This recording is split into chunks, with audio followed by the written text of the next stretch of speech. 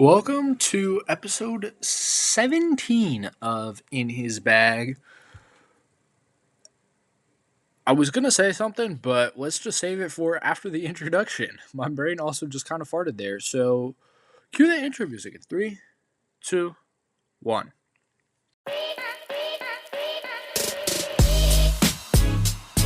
Tedeschi dentro sotto per Dybala, attenzione, va la gioia di Dybala!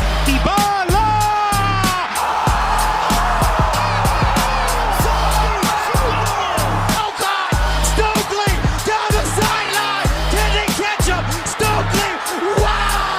They do have a timeout, decide not to use it. Curry, way downtown, bang! Bang! Welcome to episode 17. I think I was going to say was first episode after being home for a full week, and I got to say, that California sunshine is hard to beat, bro. I love it here. Just being able to be outside, enjoy the weather. Dude, I'm just really happy to be home. Also, really happy because it's an interesting time in sports. World Cup is closely approaching. I think, we got 3 more weeks till the World Cup starts. So, yeah, 3 more weeks for that. We're in the middle of conference finals for the NBA. It's a good time, but yeah, with that, I will say it's a good time, but there hasn't been too much news. So let's just jump right into the news.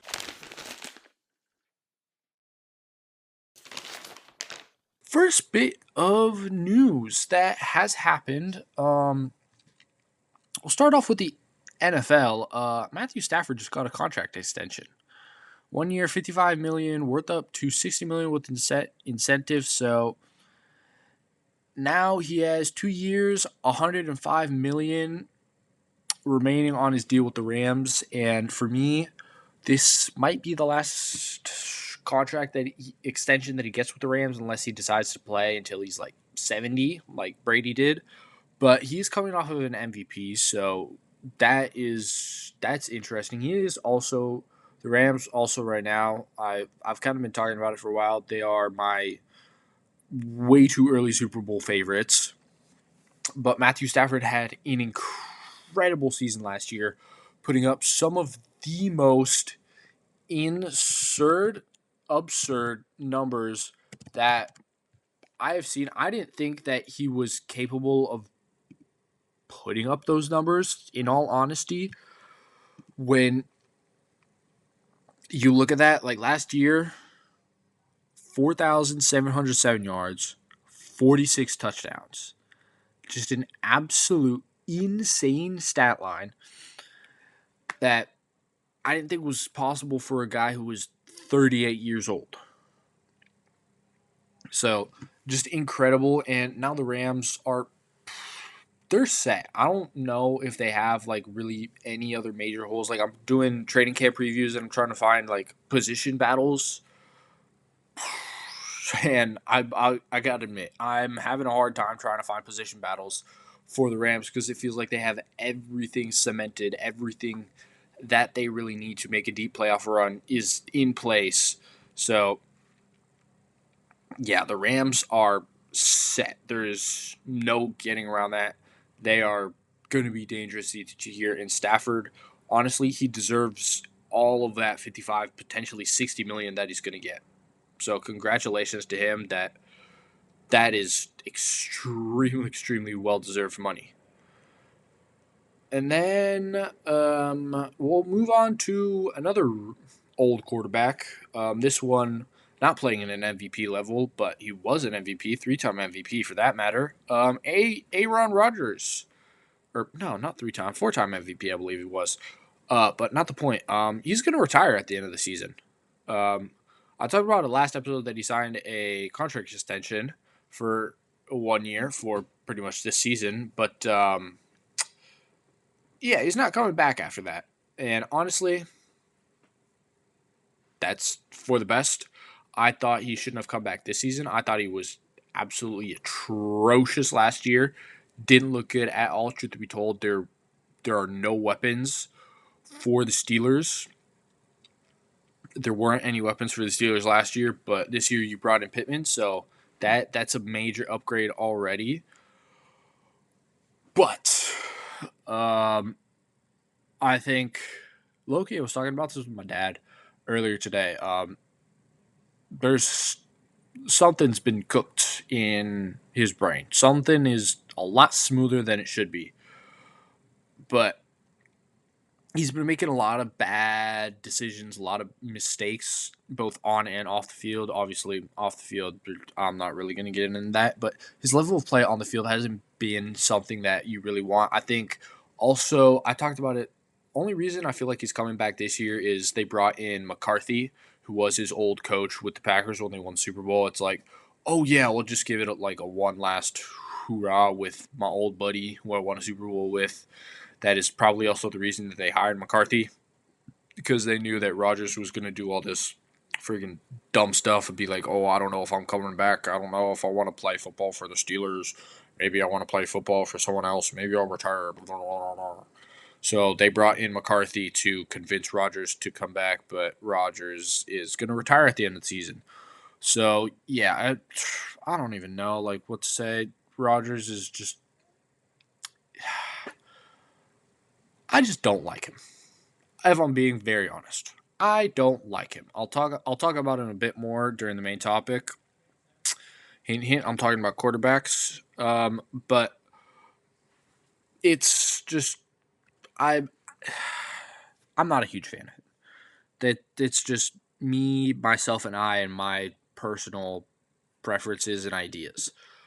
So yeah, Rodgers gonna retire at the end of the year, but overall, like, top 7 quarterback of all time. Like I said, 4-time MVP, Super Bowl champion. This dude has some of the most insane stat lines that I have ever seen from a quarterback.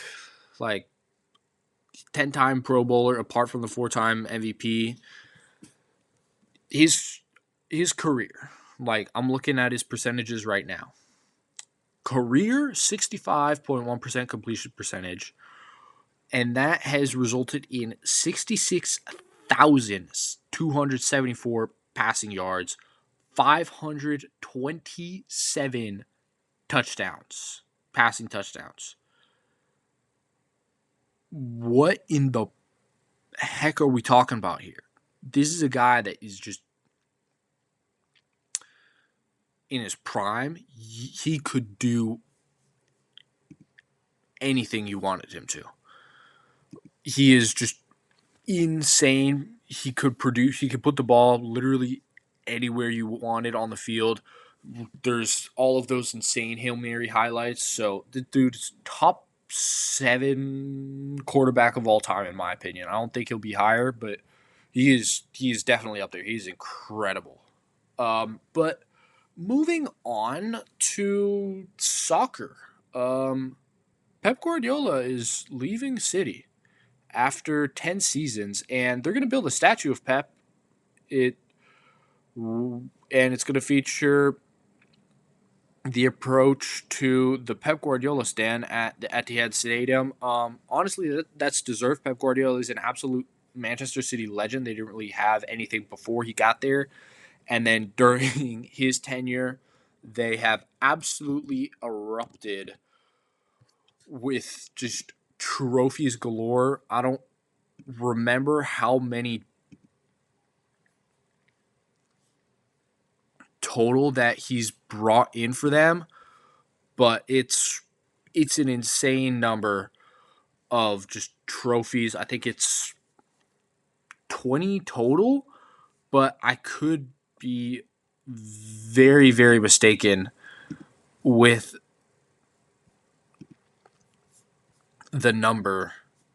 I just, when you look at everything that he's done for City, first of all, the trophies: Champions League, league titles, FA Cups, Community Shields, the whole 9 yards. There's no debate about what he's done. He's also just changed soccer, even going back to his time at Barcelona. He's completely changed the way the the way that we've looked at soccer, the tiki-taka style, all of that is he's just made an extreme impact on the world of soccer as we know it. And he says that he's going to rest at now that, well, it's championship weekend for the Premier League. But after this weekend, once the season is over, he's going to rest. I don't know how much I believe that. I think that he's one of those guys where he has an itch and he's going to need to scratch that itch, so he's probably going to get back into coaching somehow. What that looks like, I'm not 100% sure, but I feel like he might take a break for maybe 2-3 years, but he's going to be back in the coaching world at some point to some capacity. Maybe he'll go to a national team. I'm not sure, but he will be back.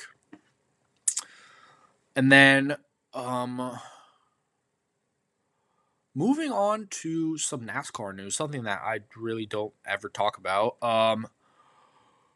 Kyle Busch, the two-time Cup champion, has died at the age of 41. I will say I don't follow NASCAR too much, but Kyle Busch was one of the guys that I did know. One of the guys that I did like somewhat follow when it came to NASCAR, because keeping in mind I don't really follow NASCAR too much. I'm more of an F1 guy. But Kyle Busch, I remember watching him a couple of his races when he won the 2 championships. He was just he was a great driver. He was also just fierce and fearless when it came to the track. So it just sucks, dude. 41 is too young. Like, this is the second episode in a row that I've had to talk about a athlete's death, and I said it last time too. I'm not the biggest fan of talking about it. It doesn't bring me joy that someone has died. But rest in peace to Kyle Busch. Condolences out to all his family, all the people that were near and dear to him. But moving on to the NBA now. Masai Ujiri has kicked Jason Kidd to the curb. Told him to pack his bags and get. And this is, keeping in mind, Masai Ujiri has been on the job for like couple of weeks, nothing more. He hasn't been there that long, and he's already telling Jason Kidd to pack his bags and take a hike, which is kind of wild, considering the fact that Jason Kidd has a 500 record, so he hasn't been bad. He's led them to a conference finals and an NBA finals, keeping in mind. He did have Luka then, so that is a major caveat. But Masai Ujiri, I feel like, for me, he's coming in and he's trying to build a team around Flag and Cooper Flag, which is the smart thing to do. I think that if this is any indication, I think he might trade up in the draft to try and get like Fleming or another one of those guards, like I said last episode. But pairing a coach with the star player is a really smart thing to do. Like, we've seen what Dagnall and Shea look like. We've always seen these pairing of the new guard, like the new coach with the new young star player. We've seen it with Duncan and Pop. We've seen it with Kerr and Curry. We're seeing it with Mitch Johnson and Wemby. And I think that's what Masai Ujiri is going for, just trying to bring a new coach, pair him with Flag. So just you have this duo, this continuity throughout the entirety of Flag's career, which is, for me, a smart thing. I just don't know if it's just interesting, because I don't know. The coaching pool is not that deep this season. I've written about it a bit with the Jamal Mosley. The Pelicans hired him, but the coaching pool is not that deep. So I don't know what exactly. I don't know what Musa Ujiri's thinking with in terms of like who's going to bring in, because the coaching pool isn't exactly the deepest pool in the world to choose from. But yeah, that is pretty much all the news that has happened. I will say, not a lot of stuff has happened. It's also the dead period, so like NFL is kind of grinded to a halt more or less. So is the NBA, because like you need to wait until the playoffs are over for like the real free agency stuff to start happening. So when that happens, we'll get a lot more news. Also, when the World Cup happens, we'll get a lot more news. But for now, that is all of the news. We gotta talk about the NBA playoffs. Conference finals are happening right now, and the Knicks are up 2-0. We'll talk about that series first. The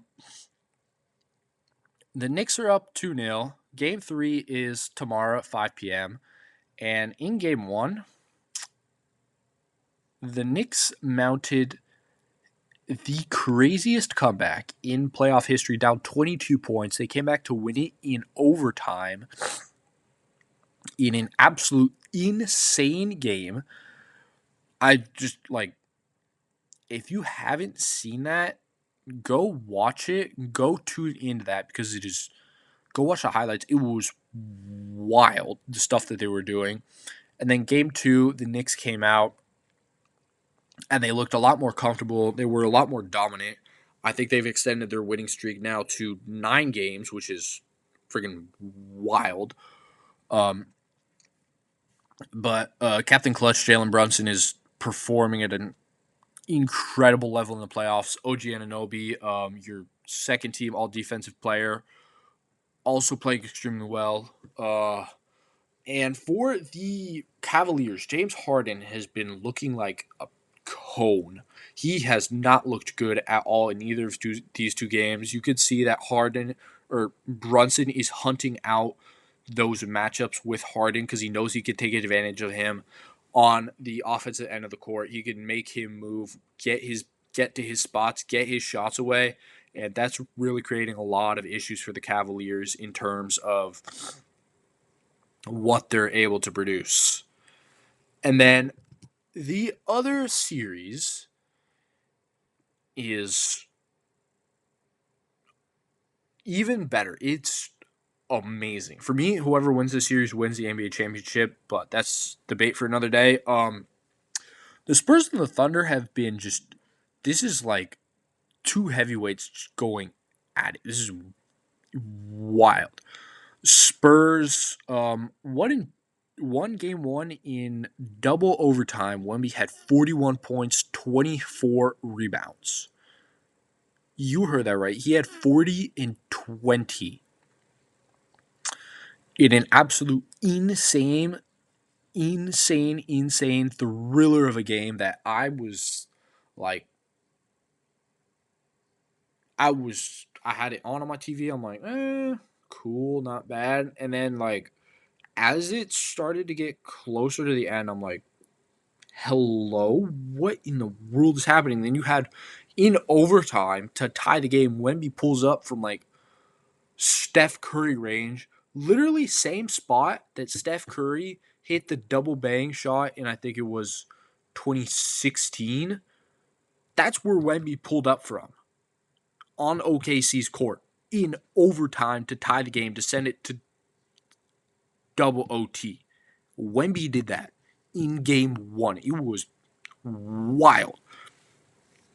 But then game 2, also a very good game in game 2 as well. Thunder came away with the win. They implemented iHeart a lot more. Isaiah Hartenstein had a major impact on Wemby, keeping him out of the paint, making him really work for those rebounds. So he wouldn't get away with 24 again like he did in game 1. And that really had a major impact on Wemby and the entire Spurs team as a whole. So Thunder came away with game 1, and then game 2. Game 3 just finished up right before I started recording. So the Thunder came away with game 3, and in San Antonio. It looked like the Spurs were maybe going to cut the lead down, but in the end, the Thunder bench erupted for I think like 76 points, I want to say, or it's just some insane number. You got playoff highs from Jared Allen and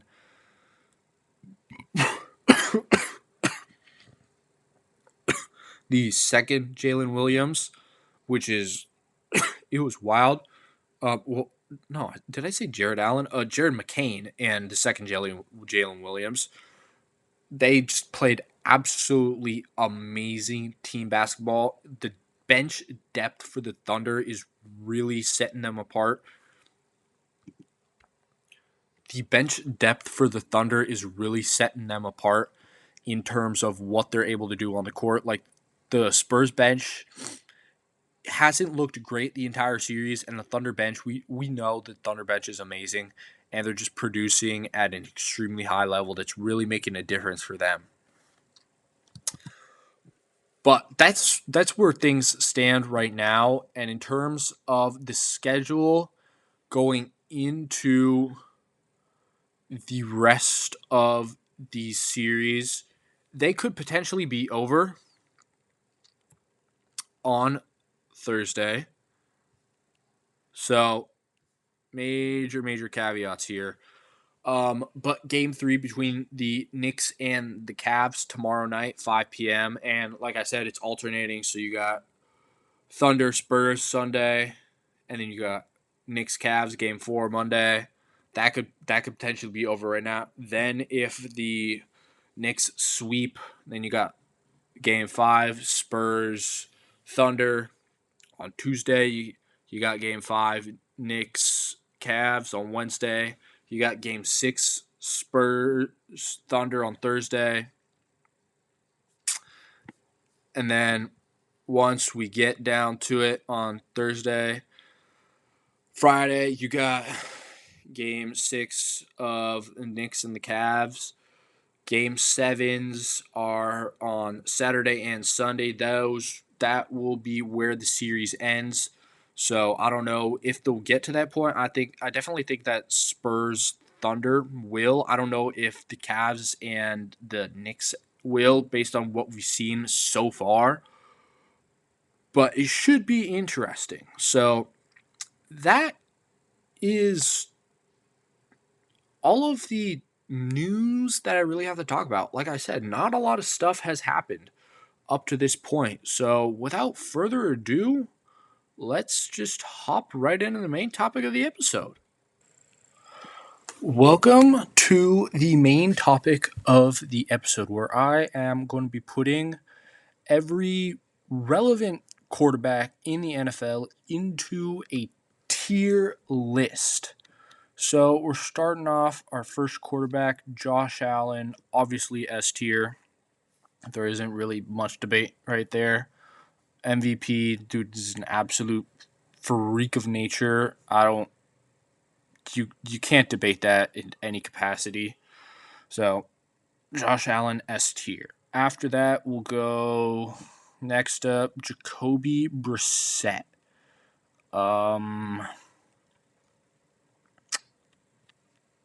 Put him C right now, I guess. There is the fact that we really don't know what he's going to look like.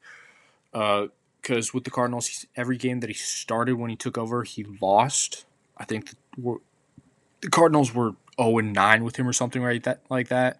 And now he's holding out. He's not. I don't think he is reported to camp yet, or just reported to OTAs, which is a bit concerning considering it's Jacoby Brissett. I get that he wants to be paid starter money, but the Cardinals, realistically, they don't really care. They want to tank, and then they'll take Manning or Dante Moore next year.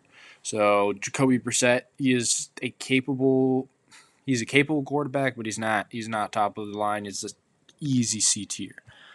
After that, we got Max Brosmer. You go in F tier. You are the backup to 9. So there isn't really, there's not anything to get into, dude. I'm sorry. Then Jake Browning, if I didn't see if this was going into this last season, I would have put you probably a D tier. But I think you just put on some of the most atrocious performances I have ever seen in my life. And I wish I could delete them from my memory because they scarred me. I hated that. And then Joe Burrow, S tier. I think honestly he is right up there with Josh Allen in terms of what he can do. The caveat is the health.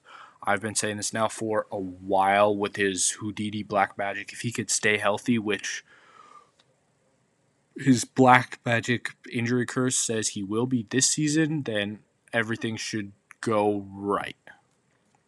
And he's an S tier quarterback when he is healthy. He is amazing. And then we have the Jets fourth string, I believe he is. We got Brady Cook. F tier again. This is another guy who's the backup to the backup to the backup. Those guys, him, Max Brosmer, and there's a couple other on these lists go straight into F tier. If there was a Z tier, I'd put you guys there just because you were the backup to Justin Fields and Tyrod Taylor, which isn't exactly the greatest quarterback room known to man. After that, Kirk O'Chains, put him C. I think, yeah, he hasn't been playing his best football. That's true, but it's also not at a level where you're. I don't think it's D tier. It's very on par with Jacoby Brissett. It's serviceable, which is basically what C tier is. So for me, I think he's going to come in this first season with the Raiders, and he's going to probably start, I want to say, 4-5 games maybe, and then Mendoza is going to come in and take over that role. But he's a very serviceable backup to bottom end of the league's starter. After that, we got Jaden Daniels, B tier. He's not a bottom end of the league type starter. He's lower to middle-ish of the league. And just because for me, first of all, he's very injury prone. He's a very frail, small guy. He missed a lot of time last year. But even his style of play, it renders to a lot of injuries. He makes a lot of unwise decisions when it comes to scrambling, running the ball. He puts himself in a lot of danger. So that is a major, major issue. But when he is healthy, like we saw what he did his rookie year, he looked amazing. But I don't know if he's going to be able to recapture that this season, especially considering the fact that the Commanders' offense doesn't exactly look great. So there could be a lot of issues with his play. So he'll go into B tier. After that, Sam Darnold, if he does what he did last year, I'll put him in A tier. Sam Darnold had a phenomenal season last year. Like, I think a lot of people doubted him after that 14-3 season with the Vikings, and they're like, prove it, do it again. And he went to the Seahawks, and he did it again. He proved everybody wrong, put up phenomenal numbers, did exactly what people wanted him to do, which was produce, and it wasn't really a debate at the end of the season. Like, Sam Darnold became that guy. He had the potential coming out of USC, but let's just say the Jets aren't exactly a breeding ground for great quarterback play, especially considering the weapons that, or lack thereof, that have existed there for the longest time. So Sam Darnold has proved everybody wrong. He's an A-tier quarterback now. Very, very good. And then Jackson Dart, put him right next to Jaden Daniels in the B tier. bottom half to mid tier quarterback. Not phenomenal, but he'll get the job done. I think very serviceable. It'll be interesting to see what they do now. What he'll do this season with hopefully a full season of healthy Neighbors to help him out there. Cam Scadaboo should be back. It's again, this is kind of like Jay Daniels too. He doesn't exactly make the smartest plays when he's scrambling, when he's moving around in the pocket, which leads to a lot of injuries and concussions. Which, if you get concussed, things are going to go downhill. So he's in B tier, but he might be lower. Looking at this right now, I feel like I might have to move Brissett and Kirk down a tier, and then move Daniels and Dart to C. So I'll wait like maybe 5 quarterbacks as here where we stand, and then make a decision based off of that, because we're already at 10 quarterbacks. We'll get to 15 and we'll see if we have to move things around. Quinn Ewers, put him at D. He's serviceable, I guess. He's going to be the backup this year in Miami, and I feel like he's a higher level than those guys in F tier, but he's not. For me personally, I don't believe he's like even deserves to be a low level starter. He probably will get some, because I don't know what Malik Willis is going to look like. If it's phenomenal, if it sucks, maybe we will see him. Who knows? But I don't think for me, he's the middle tier between the guys like Brady Cook, Max Brosmer, and then Jacoby Brissett and Kirk. So he goes perfectly into D tier. Justin Fields, D tier. I think it's a proven fact now. Justin Fields does not deserve to be a starting quarterback in the league. Just like Quinn Ewers, there's no really debate there. I don't think it's relatively close at all. But again, he's not at that lower tier like Brosmer or Brady Cook. Like Brady Cook was Justin Fields' backup, so there's no feasible way that we can put him down there.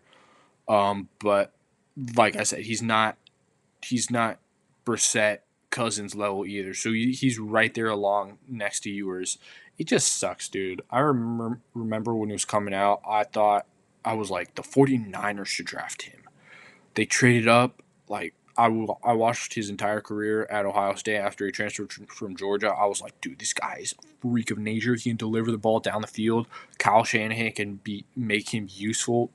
No. He turned out to be a pumpkin and was atrocious, and is now on his 4th team.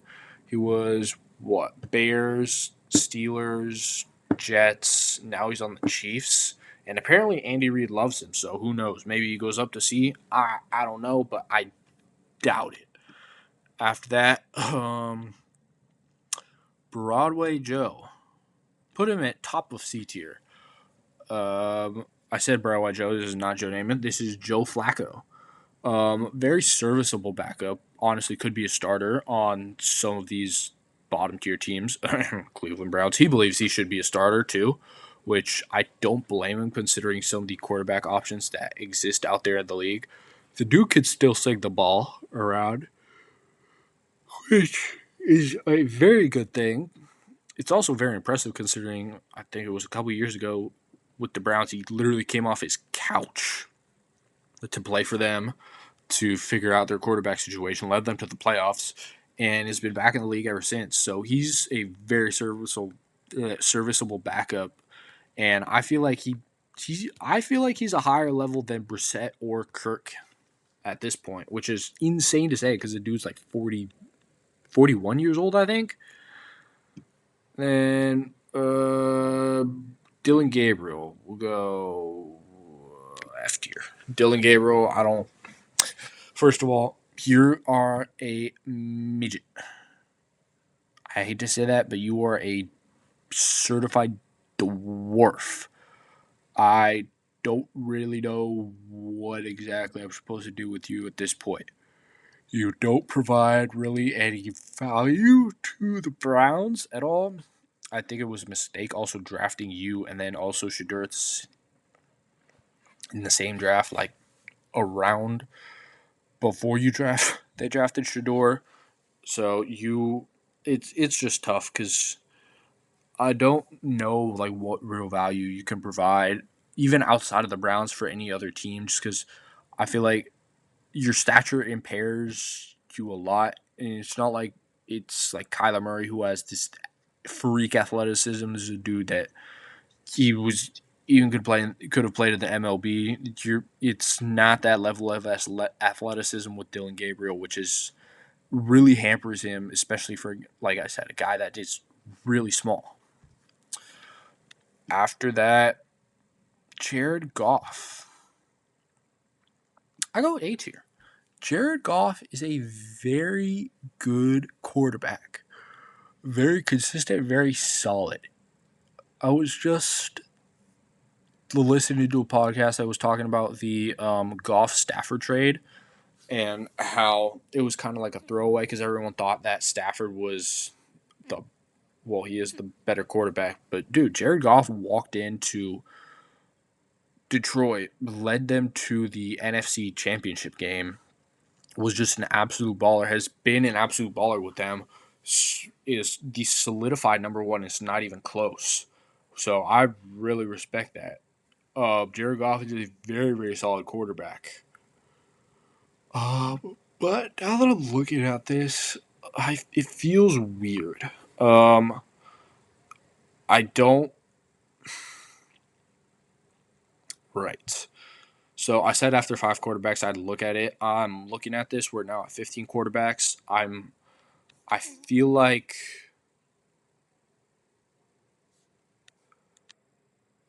this S tier is going to be fine. I just feel like A tier and B tier is a bit going to get a bit muddled up. So I feel like I might have to move everyone down a bit.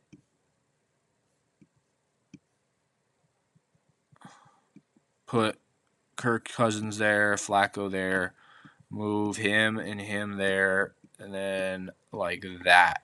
Because there are some guys that are definitely better than Darnold and Goff, but below Allen and Burrow, which is exactly where A tier is going to come in. Justin Herbert, right on cue. That is a guy that I don't think he's at the level of Josh Allen or Joe Burrow. You can have your debate about Burrow there. I will concede that, but he is definitely a tier above Sam Darnold and Jared Goff. This is a guy that he came into the league and lit it on fire, set all sorts of records his rookie year, and has been phenomenal ever since. Yeah, he hasn't won a playoff game, which is a bit questionable, but you got Mike McDaniel this year. You are absurdly talented, dude. Justin Herbert is a freak of nature. The dude has a pace rocket as an arm. You can throw it all over the field. So he's phenomenal. He's literally like it's Burrow. Herbert is like right there. So he is phenomenal. He goes straight into A tier. After that, Tyron Woodley. No, it's not. Tyron Woodley is the MMA fighter.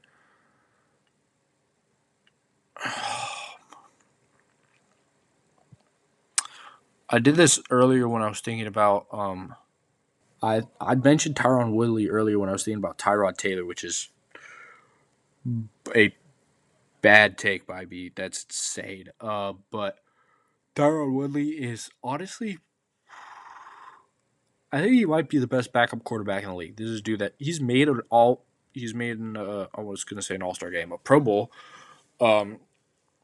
with the Ravens while Lamar Jackson was hurt. So this is an extremely talented guy. He can play. I just don't feel like you can't give him a team like you would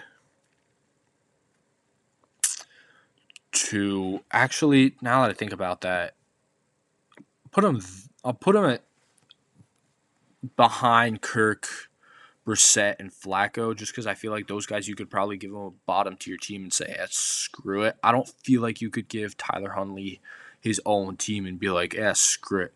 We'll see what happens there. I feel like he's a very solid backup, but you can't put him above any of those guys. You can't really give him his own team and see what happens there. You don't really have any faith in what it's going to turn out to be. And then Jalen Hurts. Hot take. C tier. Right next to the rest of the NFC East quarterbacks. I don't think he's at the level of Goff or Sam Darnold. He's definitely not at the level of Herbert or Burrow or Allen. It's not even close. He's closer to these bottom tier starters in the league than he is to the top, in my opinion. I feel like there's a lot of holes within his game. There's all the reports that came out during the earlier in the offseason about his behavior, what he was doing at the line. He was getting nervous. He was making a lot of checks at the line, changing a lot of looks. He was jittery. He wouldn't throw it over the middle. And so it's a lot of issues that came up there. So for all of that, I'll put Jalen Hurts at C tier. He just had some extreme issues last season, which are really hampering him. And then Lamar Jackson, S tier. Yeah, there's no debate about it. I don't care that he's been struggling with injuries, and it looks like he may or may not have lost a step. The dude is still top 3 quarterback in the NFL right now, and it's not a debate. He is a phenomenal player when you look at it. 2-time MVP. He just puts up these insane numbers every year and makes insane plays. I think that the Ravens this year, with him healthy, are due for a bounce back, and he might be my MVP right now. My MVP favorite going into the season. He could be due for a bounce back and just do some insane stuff. Making an NBA comparison to kind of be like Jokic, he won 2 back-to-back, and then Allen Embiid came in, this big freak of nature guy came in, took 1, and then the established future top 10 position guy is just going to come in and take another MVP to his name. The only thing that Lamar Jackson is missing is a title, but then again, so is everyone else in S tier apart from Mahomes. So they got to win some Super Bowls there. But that's a discussion for another day. And then put him into F tier. That we don't even need to discuss him, bro. I've watched more than I want of his play, and I won't even mention his name. Moving on. You got Daniel Jones. Put him at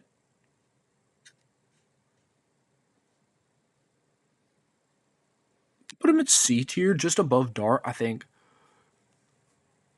the Daniel Jones that we saw for those 11 or something games was great, but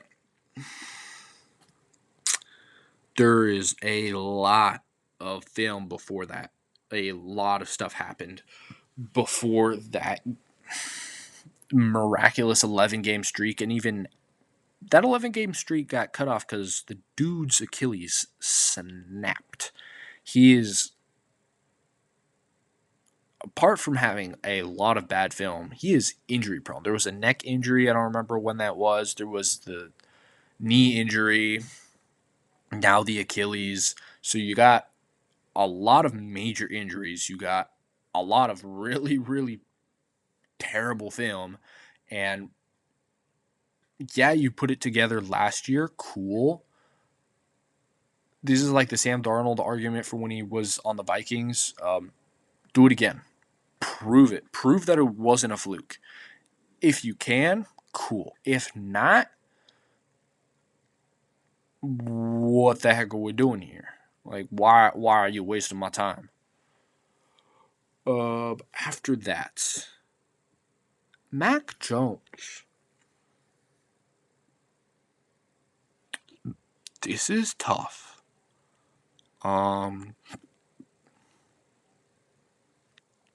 Low key, topish of C tier above Jaden Daniels.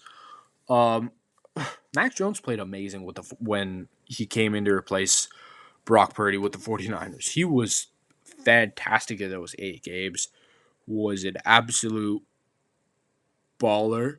Did everything you could have asked for. Honestly, probably could have gone somewhere. It got a pretty big contract considering the free agency quarterback class was atrocious this year. But he is very talented. He was a first-round pick, even though after his rookie season, things kind of fell off the face of the earth.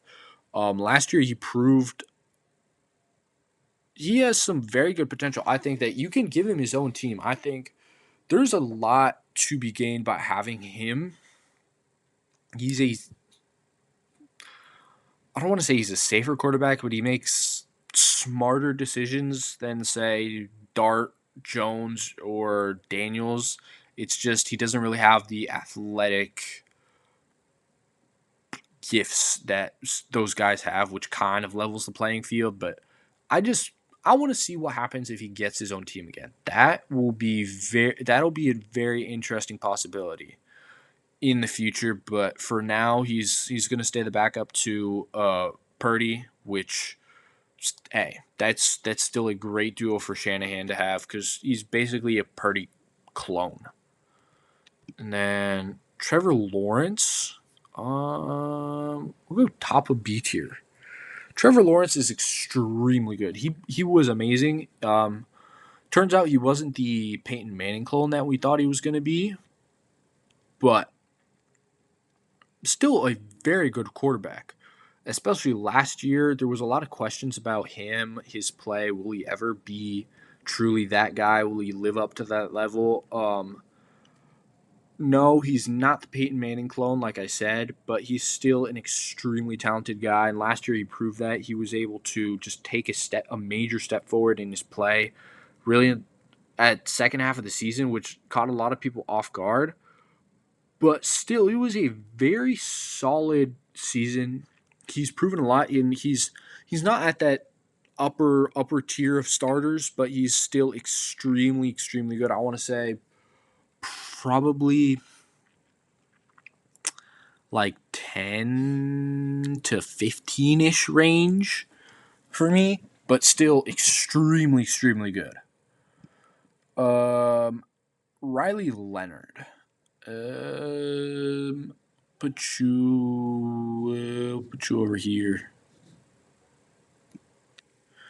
Put you right next to Quinn Ewers. Because I don't really know what you're going to be. You're probably going to be the starter, depending on how much time Daniel Jones misses. So that'll be interesting to get more game film on you. But in general, I can't really come to a definite conclusion. It's going to be a situation like Quinn Ewers. They're going to be the backup.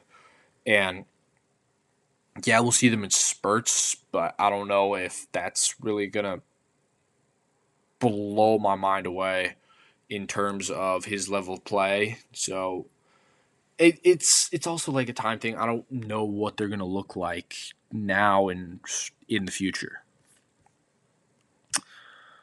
Jordan Love.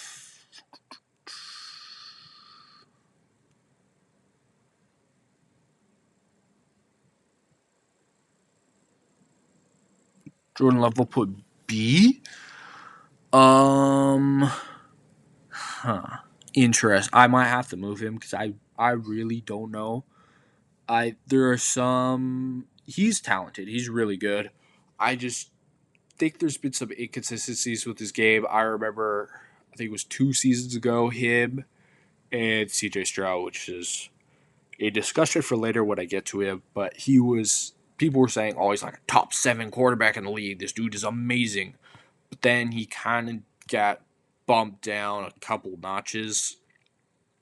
So it's he's in a weird spot at this point. I feel like the Packers haven't done him any favors with that receiver room. It's not great. You also just dealt away like half of it.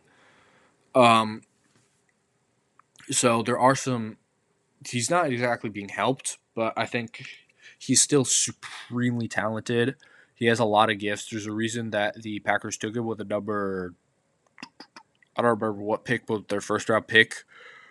He's talented, but he's not in the top 10. I think he's just below Lawrence, especially because Lawrence stepped up big time last season. He really didn't.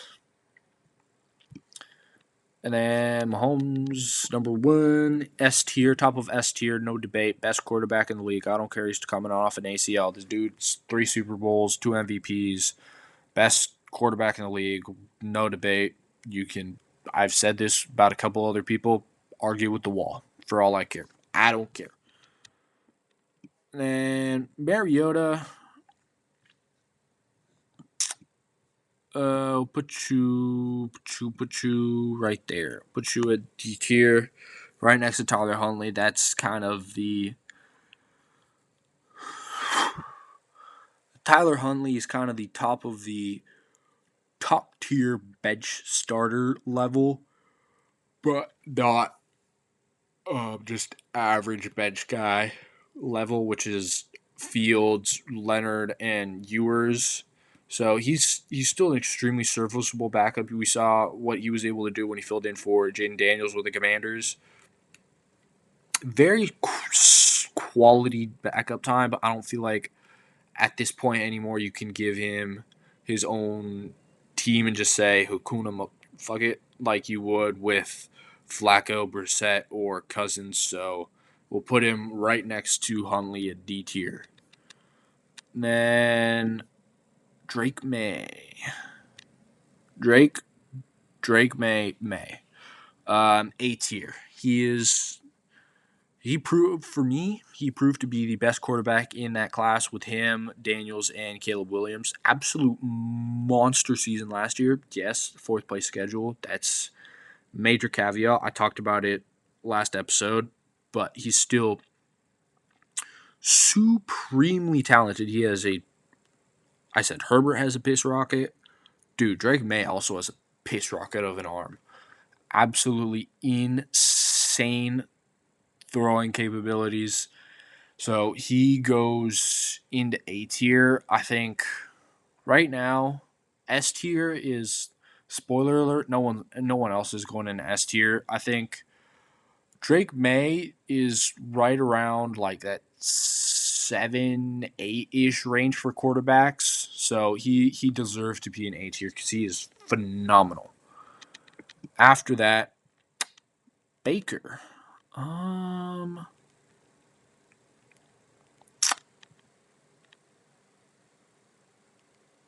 Top of C tier. Hey. Top of C tier in front of Hurts. I think that, yes, Baker has his inconsistencies. There's the up and down, kind of like the late stage Russ, where it's like start of the season, hey, let Russ cook. Baker Mayfield's MVP Baker. This dude's just leading the league in, I think, like every throwing stat imaginable.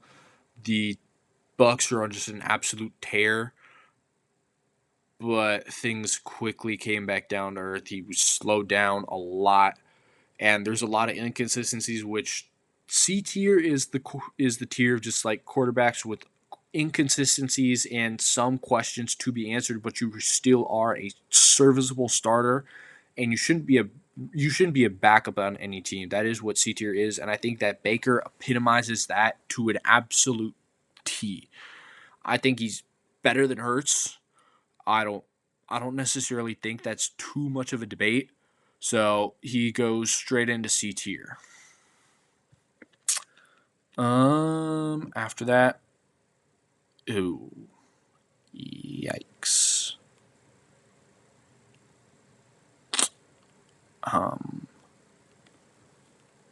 I said I didn't want to see the Commander's third string's name ever again. I don't want to say Nine's name. I I really don't like him. You don't give yourself a alter ego by yourself. Not how that works, but that's beyond the point. He has not done anything with the Vikings. They brought in another quarterback to start over him in free agency this year in Kyler Murray. So yeah, you are honestly might be worst quarterback in the league. I don't care. Max Brosmer, Brady Cook, go ahead and be my guest. You will be my 4 string over 9. I don't care. And then we get into Davis Mills.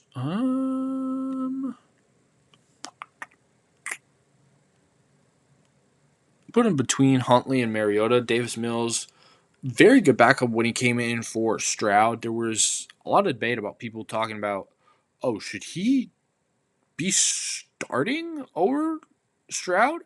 But I don't think so. He's a very serviceable guy. He did start. He was the starting quarterback for, I think it was maybe 1 or 2 seasons for the Texans before Stroud came along. Out of Stanford, very serviceable guy, very good backup. He will lead you to wins. He'll keep the team afloat when they need him. He's very, very solid, but he's not. Like I said with with the kind of grouping of Woodley, him, Mariota. I can't say just screw it, give you a team like I would with Cousins, Brissett, or Flacco. So in D tier, there's just like 3 distinct groups right now. There's the Flacco, Brissett, Kirk. There's Woodley, Mills, Mariota, and then there's Fields, Leonard, and Ewers. And then we get into Kyler Murray.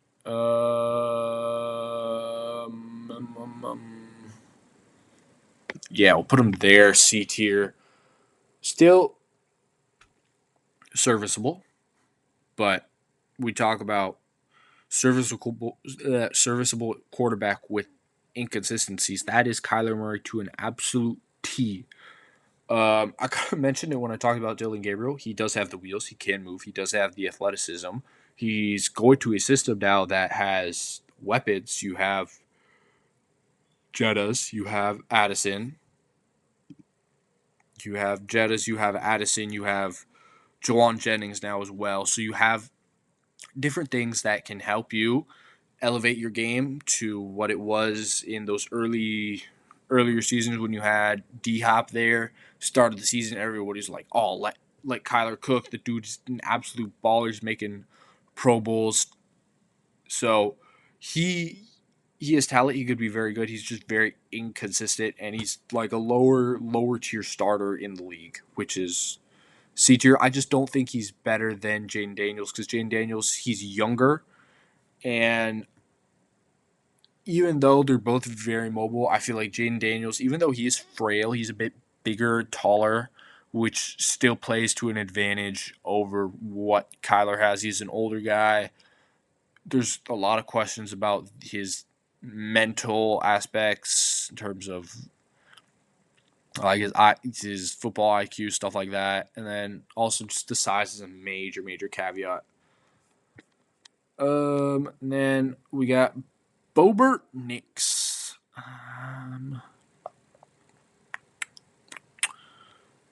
C tier. Top of C tier, actually. I think that he's better than Baker, but he's not. He's clearly not at the level of those B tier guys. I don't think. Honestly, I don't think he'll ever get there, but he is talented. There is a question of what he'll come back as, because if you've seen those pictures, there's a picture of his ankle that looks like a parentheses. It's curved like friggin' like that, which is not a great sign, but you're playing in a Sean Payton system. Sean Payton is a genius. So, yeah, there are some upsides, but there are 100% some downsides as well.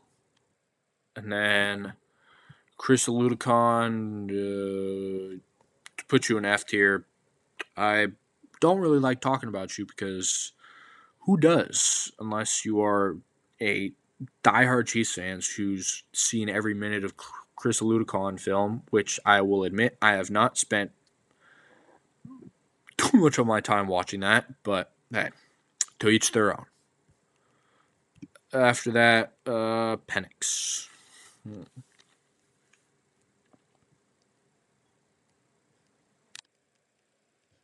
I think he joins the Hakuna Mafuck group of D tier with Flacco, Brissett, and Kirk. Like, this is a guy you could make him your franchise quarterback if you're really like down bad and just say be our tank commander. Or you could also have him just be a very serviceable backup and be like, yeah, that's a very solid piece. We'll trust him when he comes in to just relieve or fill in when our starting quarterback is hurt for like a game or two, something like that. But it's not like that you want this guy starting all 17 games out of the season, which the Falcons had him doing. Dude, it's hilarious to have Kirk and him in the same tier. Those were the Falcons' number 1 and number 2 quarterbacks, which realistically those guys should both be number 2s, not a number 1. But that's a whole different discussion for another day because the Falcons, no one really understands what the heck they do. And oh wow, Kenny Pickett. Oh wow, I have not heard. Absolutely not. You go here. You'll join the Fields, Leonard Ewers tier of you should be an eternal backup and not a good backup. You're just a backup. Good backups are Huntley, Mills, and Mariota. You are just a backup. Honestly, actually, you're not even a backup at this point. I don't even know. No, we'll just keep him there. I thought about Mason Rudolph for a second in the Steelers quarterback room, but he's not on the Steelers anymore. So yeah, you're just a backup. You stay in D tier. I don't want to dive too deep in the weeds of that. Forget about it. Dak, not S tier, A tier. Dak, I think he's a step above Lawrence and Love, but he's still behind May and Herbert. He's a extremely good quarterback. He could put the ball wherever you want on the field. It's just, first of all, the age and the injuries is something that puts him below May and Herbert. The ankle injury, he hasn't really regained the pep in his step that he had before that, and he is also, I think he's the oldest out aside from maybe Goff of the top 3 tiers. So that is also a major caveat. It's just that his level of play has stayed at such a his level has been so high for so long that you can't really dock him. I don't feel like you can put him lower than that. And then Purdy. Hot take. Purdy is better than Love. I don't know why people still think that Purdy is not good. I was writing 49ers training camp reviews. Brock Purdy, since entering the league, I think he's second in touchdown percentage of his passes to only Lamar Jackson. This is a dude that I think he leads. I don't remember what this category was, but he leads all 30 quarterbacks in some category. I'll have to look back and get back to that. But he's extremely talented. We've seen he's led the 49ers to NFC championships, to Super Bowls. This is a dude, he's extremely good. I just think his level, he doesn't have the absolute rocket of an arm that some of these other guys have, but his processing and his mental game is at such a level that it kind of it compensates for a lot of the other stuff. Yes, you are playing in a Shanahan system, which that is a major boost. But even without that, I think Purdy is an extremely capable guy who is just better than a lot of people give him credit for. The Rat Man.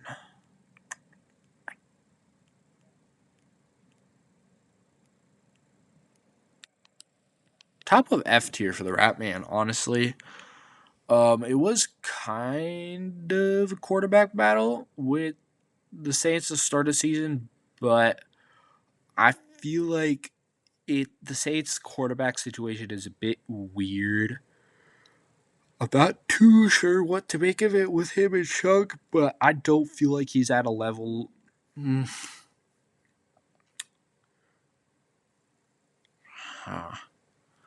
I don't. I might have to move him to like the Quinn Ewers to like that area, but for now I'll put it at him in top of F just because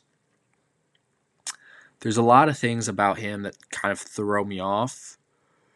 In terms of his inconsistencies are clearly there, but there are also some upsides. I'm just not 100% sure. And then, oh, wow. Anthony Richardson.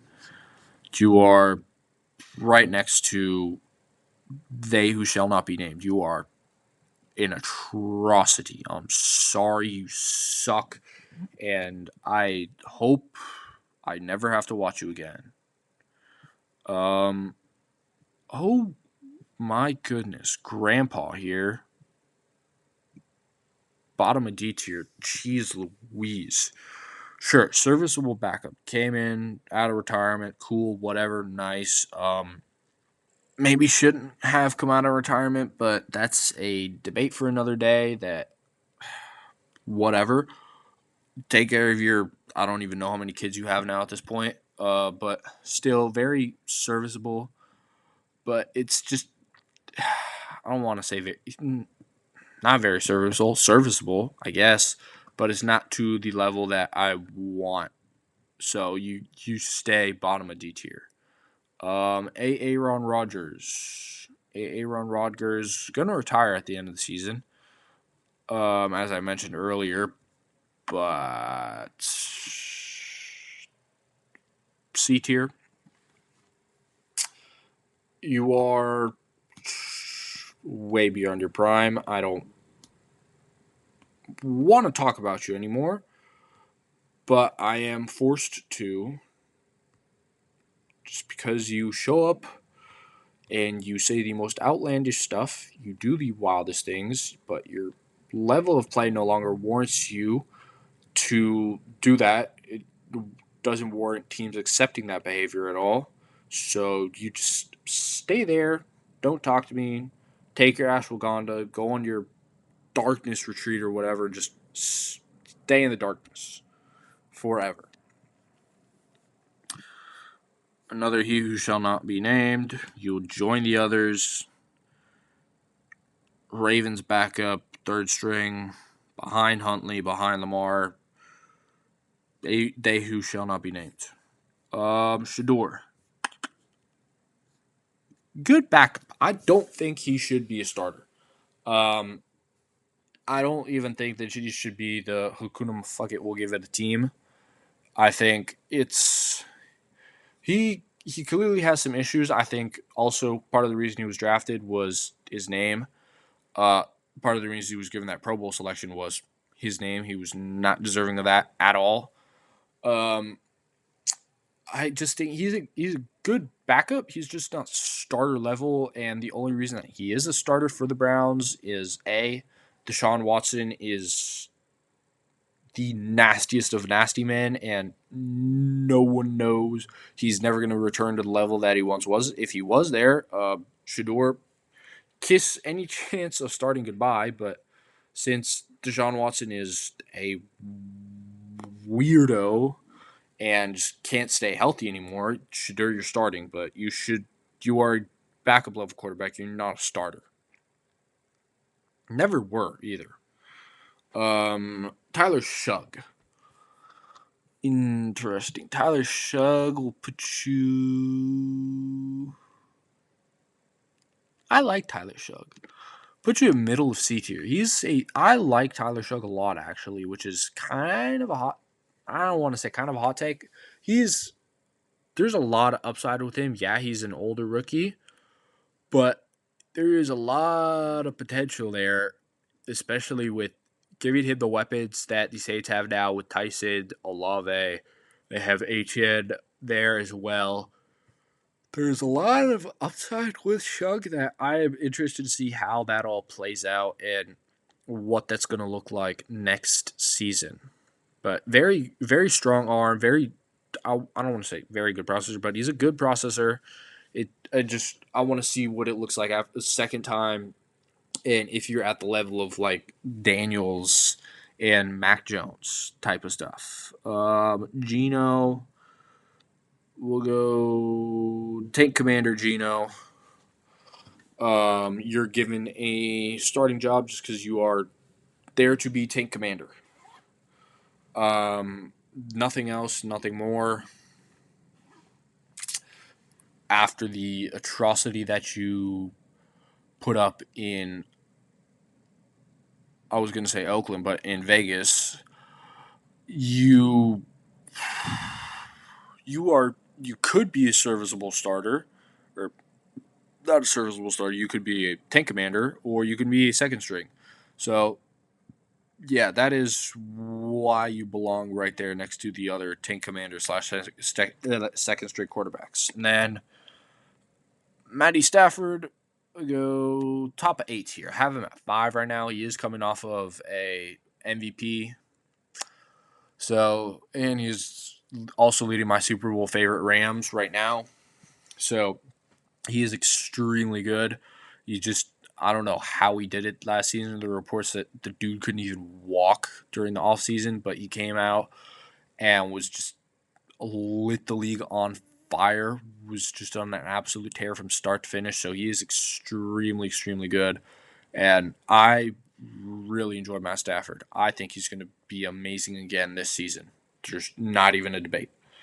CJ Stroud. Now that is interesting. I put him bottom of B tier, but you are on C tier watch. I still think you have that rookie season still carries a lot to me. But this is your prove it year. You have to prove that you are still that guy. I remember when we were talking about you and Jordan Love, like top 10 conversations after your rookie year, like you balled out. It was something that we were like, what the fudge did we just witness? You have won 3 playoff games, so I will give you credit for that.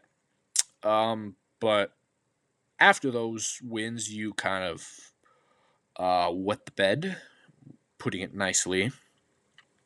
So there are some questions about what all of that is going to look like. But still, I believe you're better than Knicks, Mayfield, Hurts. I don't think you're kind of in a limbo spot with in between Goff and like Knicks. But you could go back up to like close to Jordan Love, above Darnold and Goff. You just have to prove it again. Tua.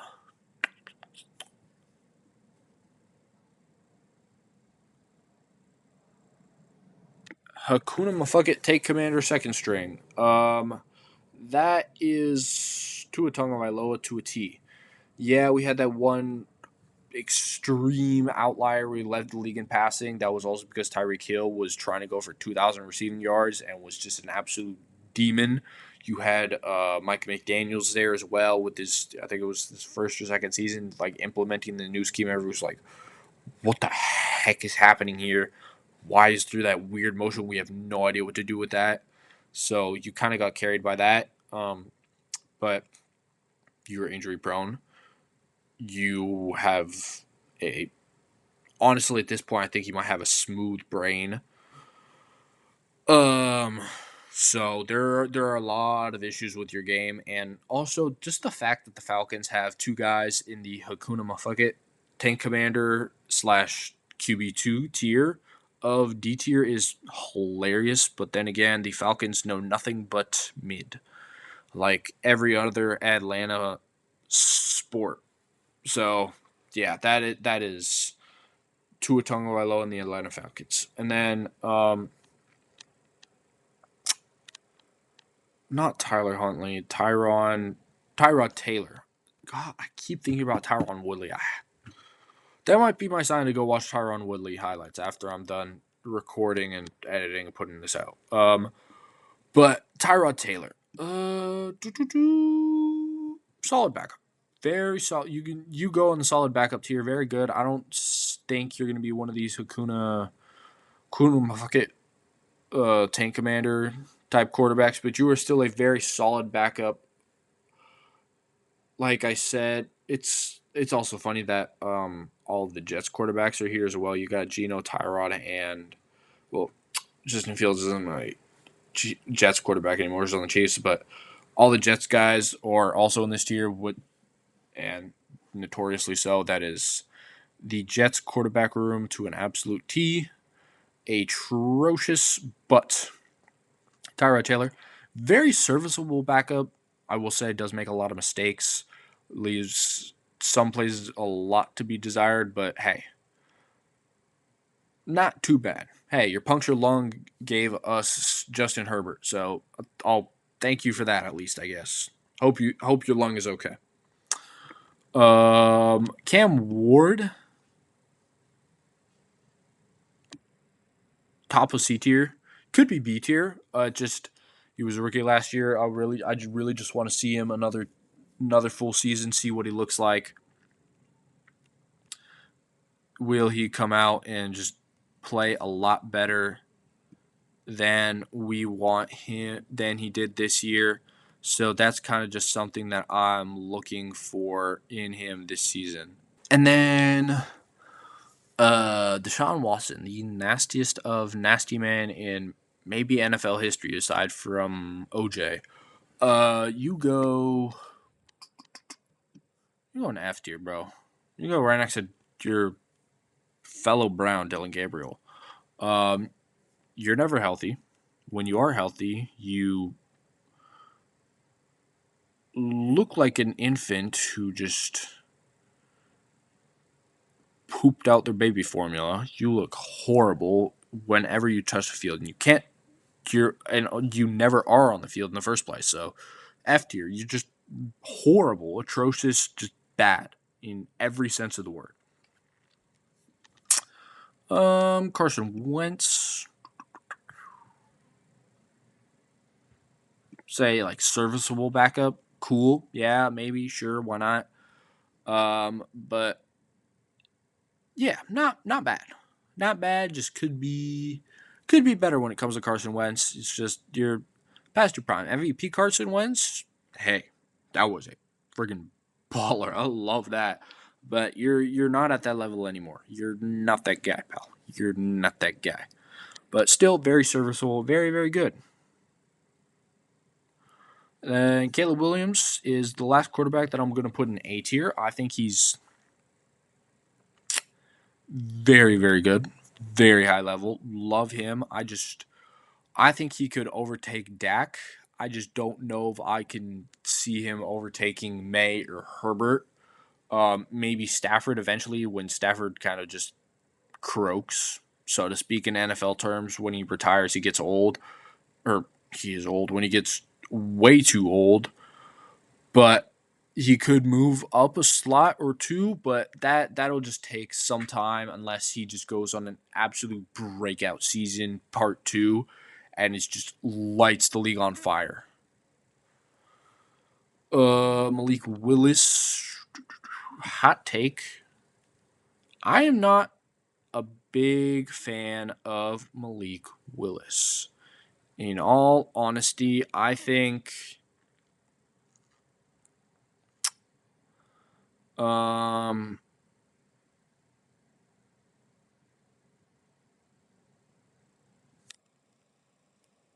low key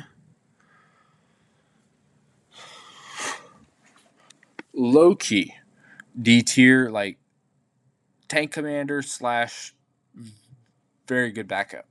I don't think that he's a starter level quarterback. We saw him starting. it didn't look good when he was in Tennessee. That's why he was benched. That is why he was eventually shipped out to Tennessee. Or not to Tennessee, why he was shipped out to the Packers.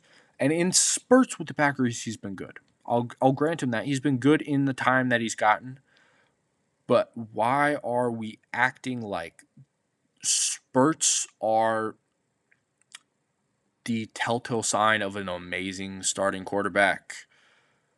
And keeping in mind he's played 7 games over the past 2 seasons. People are acting like he's the second coming of just an amazing guy who comes out of nowhere and just steals the team away. No, he's not. That's not what you want from your quarterback, and I'm telling you that because we have seen this story before. It is not going to go well with the Dolphins. We are going to see friggin' Quinn Ewers snaps, and just brace yourselves. Prediction: Quinn Ewers will start maybe the same amount of games as Malik Willis. Hot take, even though they gave him a 3-year contract. Russ, solid backup, but not atrocious. Same with Jameis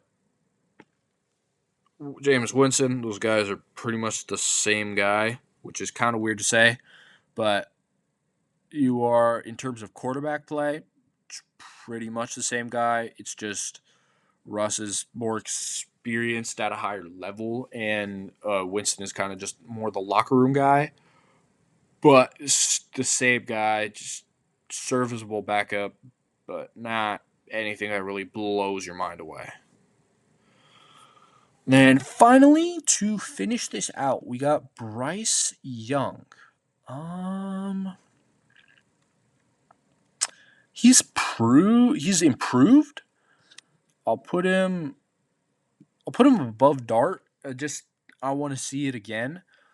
I think that he could be very good. It's just there are some caveats to what we've seen. Kind of like Kyler Murray, kind of like Dylan Gabriel. He is a smaller guy. But with the Panthers last year, with their new head coach, they took a step forward. Canales hiring really did a lot for him. He looked a lot more comfortable. Bringing in Tet as well also really helped him. Just a bigger receiver who wasn't Leggett, who just can't play football, but that's a whole different friggin' debate and discussion. But having Bryce there was a major, major benefit for them. Having Tet there was a major benefit for Bryce. So he just has to improve it again next season. But that is ultimately my tier list of pretty much every relevant quarterback in the league. Pretty much every guy who's gotten a start last season. S tier, we got top 4 guys. No debate there. Maybe Joe Burrow. But A tier, you got 5 guys after. B tier, C, D, and F is just the bottom of the barrel. They who shall not be named. Yeah. But that is my tier list. Now, let's go have some fun. Let's forget all about this nastiness and have some fun with Game Time.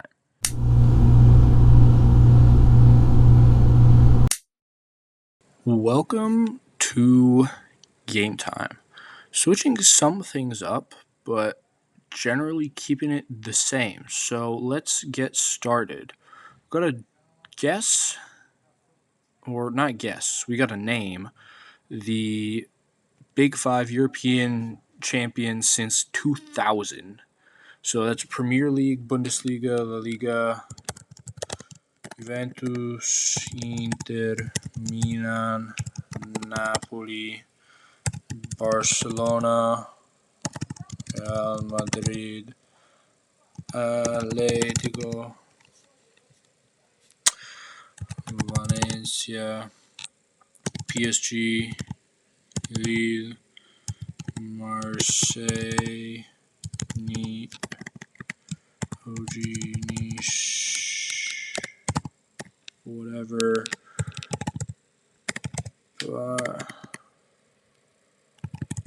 Bayern Munich, Borussia Dortmund, Bayer Leverkusen, Schalke we'll go Arsenal, Man City, Man United,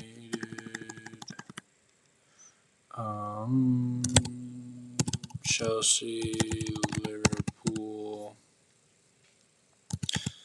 Leicester,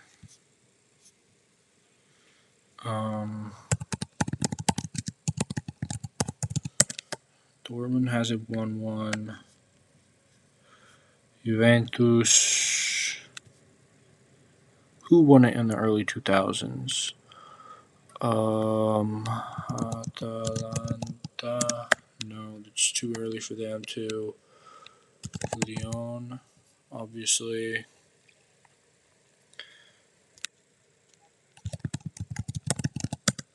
Frankfurt isn't one of them. Who are these early 2000s teams? In Serie A, Ligue 1. Trying to think. Verona, no. Parma, Fiorentina, Bologna,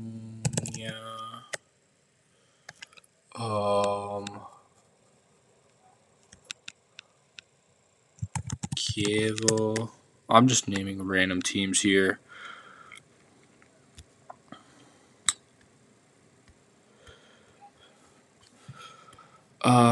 Who are these teams? Schalke, Wolfsburg? Oh, Wolfsburg does have one. I am missing. How am I still missing? These are all individual teams, bro. God darn it. 4 Bundesliga, 5. Oh my goodness. I don't know if I'm gonna be able to get this or not.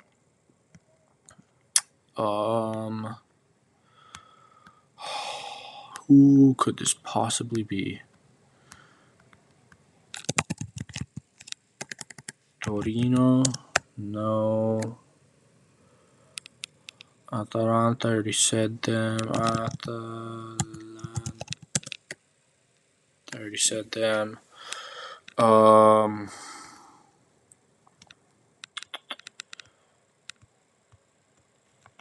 Parma. Lecce. I don't know. Who are these teams? Monaco. Oh, Roma and Lazio. Duh.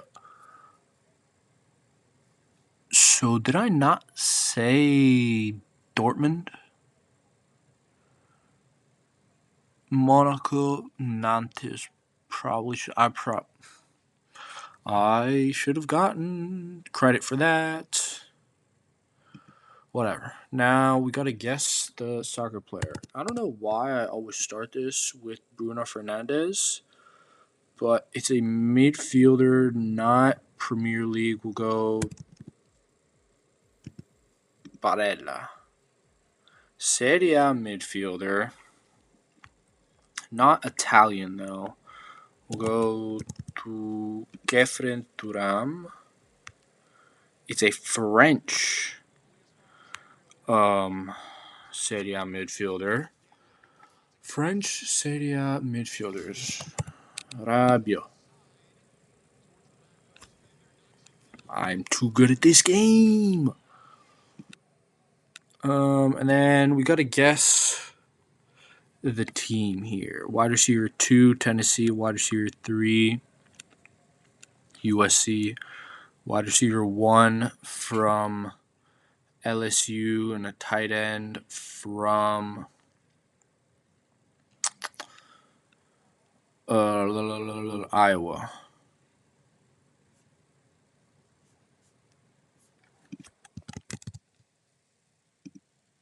That was a terrible pick, by the way. I should not have done that. Who are the Iowa tight ends? It's not Kittle. LSU wide receiver ones. JJ. But Higgins didn't go.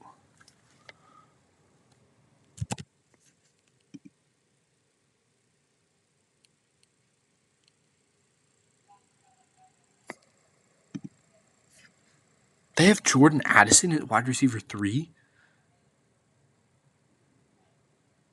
That's Hawkinson. That's Goff. That's Hawkinson. That's Goff. That's Jordan Addison? That's Jawan Jennings. What? I guess. And then, I don't know why, for all of these guessing games, I start with just the same player. For the NFL ones, I start with A.J. Brown. So, college, I'm assuming it's an SEC school. Receiver, it's an NFC receiver or an NFC player for the SEC. Jalen Milroe. Oh, it's a quarterback from Alabama.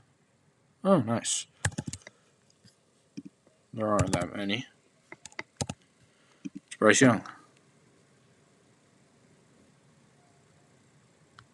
It's the NFC South.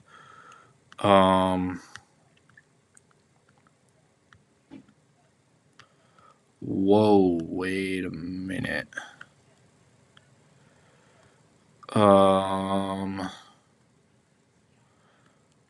So it's clearly a backup now. If it's an NFC South receiver or quarterback without a Super Bowl from Bama, it's clearly a backup because it can't be Baker. It's not Shug. Oh, what the heck am I talking about? It's Tua. That took me a minute. Okay, now Matt Stafford for $1. Oh, is that Bijan Robinson or no? That's Brian Robinson. I was about to say. Jawan Jennings for $1. LaClaurin, Pearsall, Waddle, Smith, T-Mac.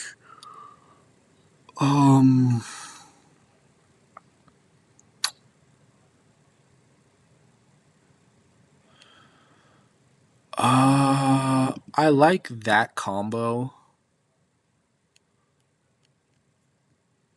And then Kittle and Jordan Brooks. That makes the most sense to me. Just, dude, Stafford for $1 is an absolute bargain.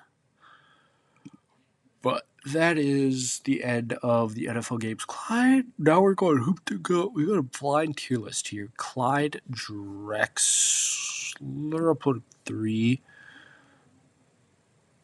Butler will go 3 as well. Ingram will go 4. What is this category? Grant Hill will go 3 maybe.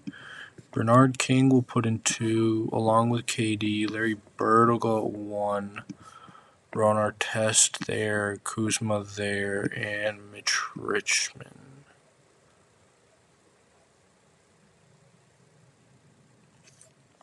What was this category? Swingmen?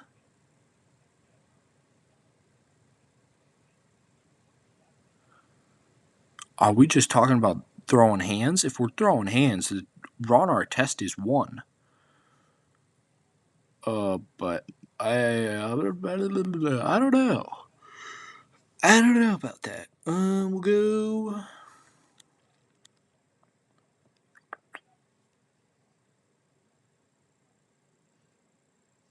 Players with 2,000 plus made threes. We'll go Dame. Go Dame 2, Corvard 4, Paul George 3, Lowry 4, Carter. Are we talking prime? Prime Vince Carter's going 2. Steph at 1, obviously. Reggie goes there. KD will go there. Buddy in the dumpster, and same with Eric Gordon. But then we'll go keep 4, cut 4. Kevin Durant, keep. Jokic, keep. Kobe, keep. Shea, keep. Kid, out. Giannis, out. Oh, fudge.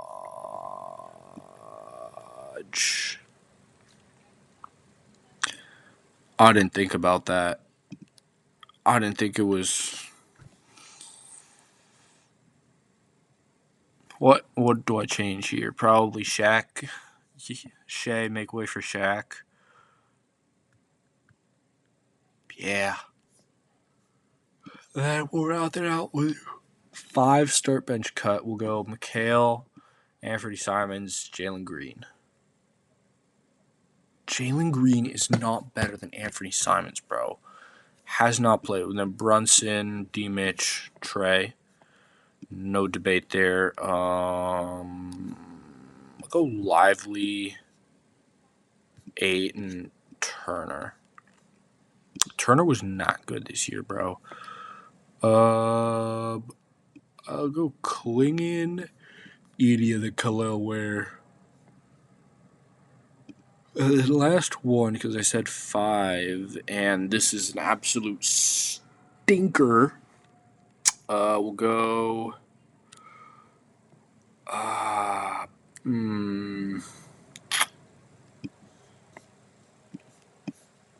Go... That doesn't feel right. But, yeah. I'll just leave it at that. I don't need to get into that. Now we'll get into building our NFL team. You know the deal. We are building an NFL team. Quarterback, running back, tight end, 2 receivers, coach, O-line, defense, and a defensive player. So, who do we start out with first? Vikings go with JJ, Justin Jefferson. That is a great start to this. After that, who else do we get? The Rams will go Puka to build the nastiest receiver core imaginable. And then Vikings will take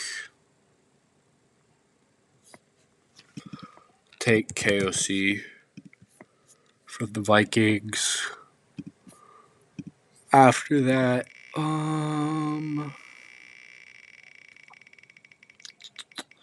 who else do we get? Raiders, Brock Bowers. Dude, Clint Kubiak said he is a robot, and I 1,000% believe him. He is insane. Dolphins, there's only one player I can take from there, and that is the man that got a $68 million contract extension, Devon Achane, because he is the only good player from that team at this point. They don't have anybody else. 49ers. I guess we'll take Fred Warner from the 49ers defense. Best linebacker in the NFL by far, and it's not a debate. And we're going to put him on, oh boy, we're going to put him on the Texans defense. That is absolutely filthy. That might be the greatest defense in NFL history. Cardinals will take their O-line because I don't want to take their quarterback. Because we don't know if Jacoby Brissett is even alive at this point. I need a good quarterback. Baker. That could have been worse. What else could I have done though?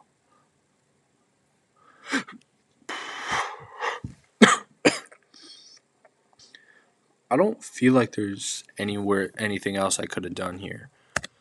Just because if I had taken Stafford from the Rams, there's no other receiver that I really want here. So yeah, this was the only logical way I was going to go about this. And then we'll hop on a Podol. I've been saying it this entire game time. I don't know why, but I always have like the set player that I start with. And for Podol, it's Steph for I don't know. Right. Basketball. Card in the West. Who do we take? He's a bigger guy. Go Shea. 6'6" guard.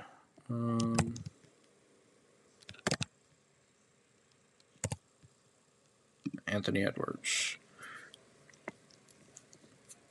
So it's not Minnesota, it's not Oklahoma. Ja Morant. Wrong division. Right. I don't know why I think he is in that division. Scoot Henderson.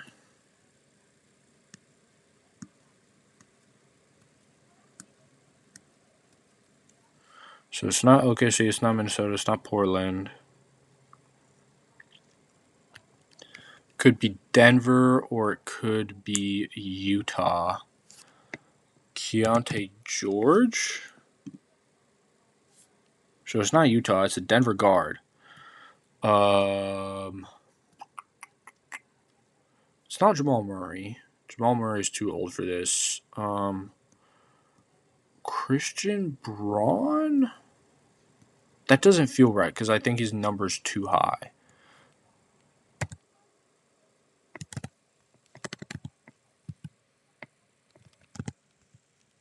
Christian Braun. It is Christian Braun. I don't know why I thought his number was higher, but hey, Christian Braun. I will take that. And then we're going to hop back over to the NFL wheel. We're going to build a quarterback, but I've added a category. Now we have clutch as a category. And we are not trying to build a good quarterback. We are trying to build the most atrocious quarterback humanly possible. So we start off with the Denver Broncos. So that's Bo Nix. What do we take from Bobert Nix? Currently, as it stands, we'll take his mobility because that dude's ankle looks like it's been cooked to beyond measure. If you've seen that picture, it's like bow-legged now. It's like an apostrophe. Or not, it's not an apostrophe, a parentheses. And we can't get two of the same quarterback in a row, so we're gonna switch it up. Another team here. Patriots. We'll go Drake May's IQ because some of those turnovers scare me, especially in the playoffs.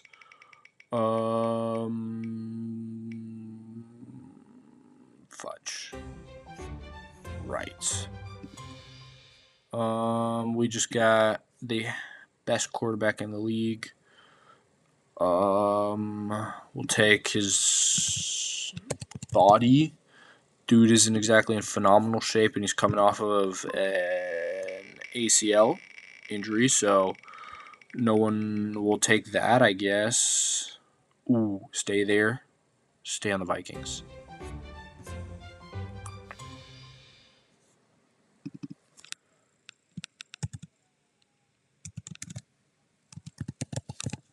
We'll take 9. Attaboy, baby.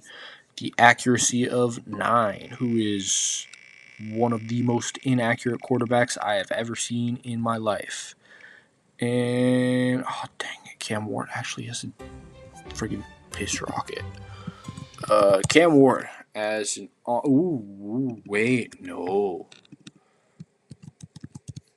Take Cam Ward's clutch. I completely blanked on that. I could have taken J.J. McCarthy's clutch.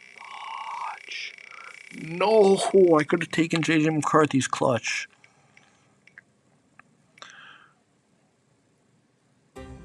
Ah, Baker's arm. Oh, dude, if I had put McCarthy at clutch, that would have been so much better.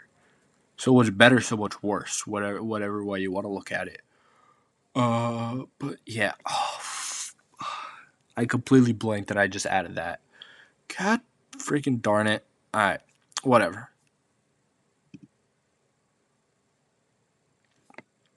Alright, so now we're going to build our soccer team to win the Champions League. Current players only. Let's see who we start out with. Atletico Madrid.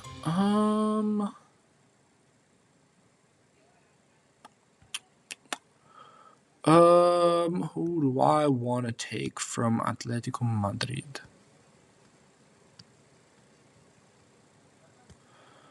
Why am I blanking? Oh. Sorloth, I believe is his name. The striker. Oh my goodness. I don't remember where he's from, but I know that is his name. There's a weird accent in there too, somewhere that I can't remember. Roma will go Mancini, I guess. Not too thrilled about that, but he's also the only Roma player that I can ever think of whenever I do these games, which is probably an issue. I should go look into that a bit deeper. Inter Milan.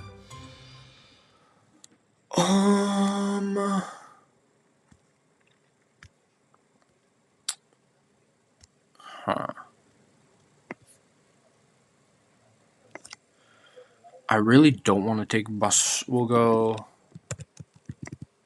Barella as one of our midfielders, and this team is not inspiring confidence in me at all. Tottenham, right?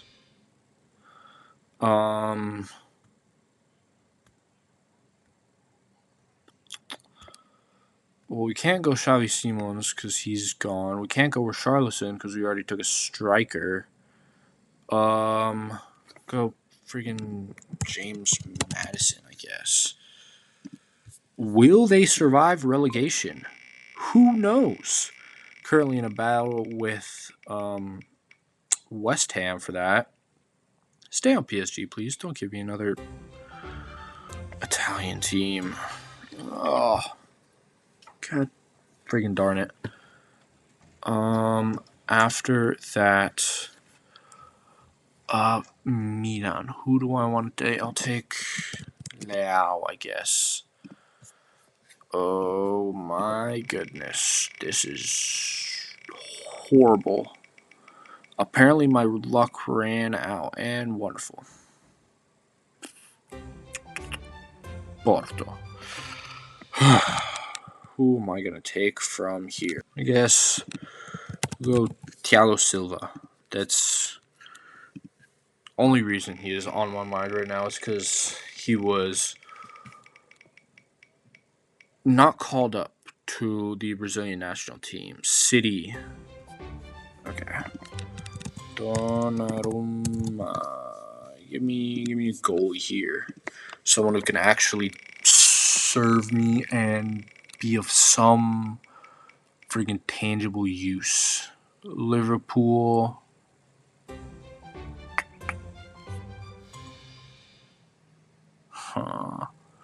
Who do I want to take from Liverpool?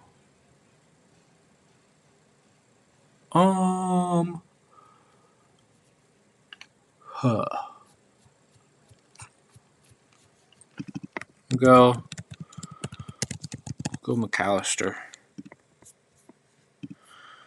Who else now do we think that I can pull?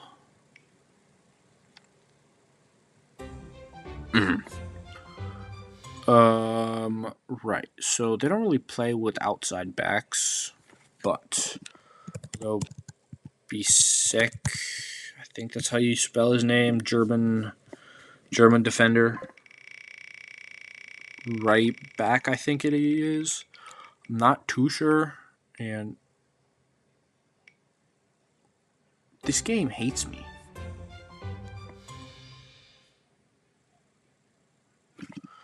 We'll go Bastoni. What in the fudge is happening?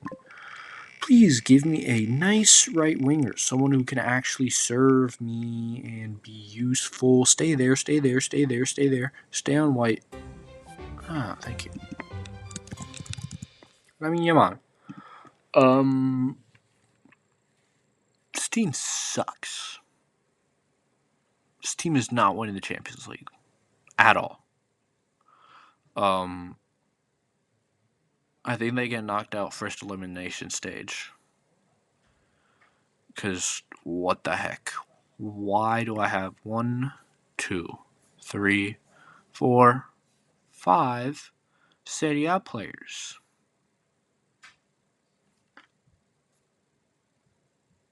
Why? I don't understand. This game is the bane of my existence. So, hopefully, we can build an NBA team that is better. We got to beat the Monstars. So, we're doing that with all-time players. And we start off with the Rockets. So, we can go one of two ways. We can go Hakeem, or we can go prime James Harden.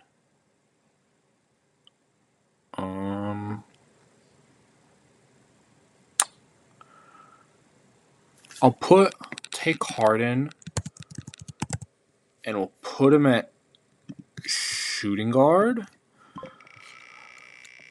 with the potential to move him to point if we have to. The Magic, that is why I didn't take Hakeem, because we're taking Shaq as our center. And then the Pacers. See, that is why I said we can move him. We'll put Reggie at the 2. We'll put Harden at the 1. So we got our primary ball handler and our shooter. Spacing for Shaq. And then the Pistons will go. This isn't great spacing, but we'll go Rodman. As be our rebounding specialty. Now we need a 3 who can space the floor for us.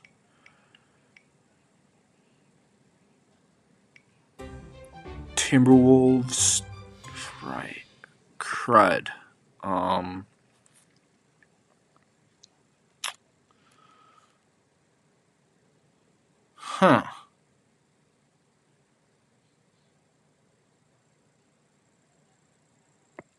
Because taking Garnett the spacing would be killed.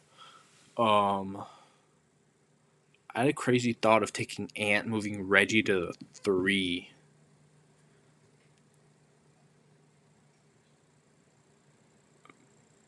But I don't know if.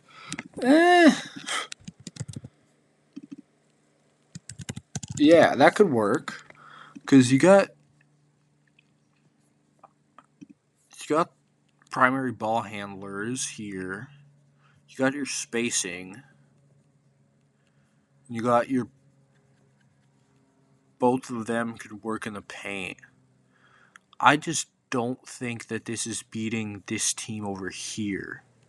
Because I still got Luka over Harden. That cancels out. I got Durant over Reggie, and I got LeBron over Rodman.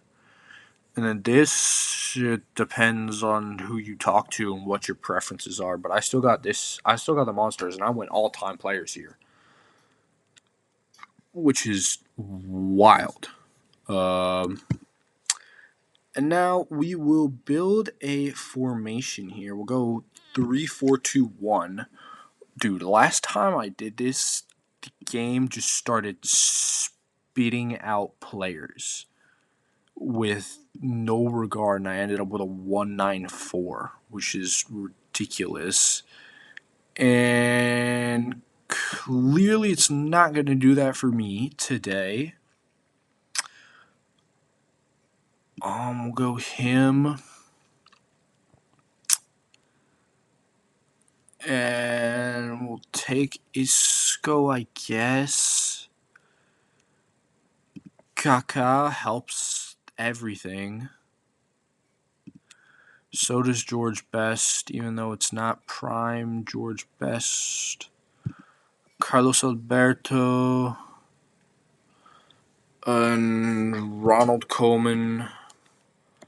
And Virgil van Dijk. And our goalie will go him, I guess. Chemistry isn't bad. It's just my backline saved everything. We'll take that. That's just an upgrade. I don't believe he's going to play at all, but we'll take him as well. That might... Okay, that works. He fits. Lev Yashin also fixes our chemistry. We'll take him for the rating. He's probably not going to touch the field. We'll take him for the rating as well. We'll take Palacios for the rating, and then we'll take him for the rating. Could I? No, that lowers it. Right, Valverde. I need a left winger of some sort. Thomas Muller, you're not helping. Eden Hazard. And Martin Odegaard before he was good. What am I supposed to do with this? I have absolutely no idea.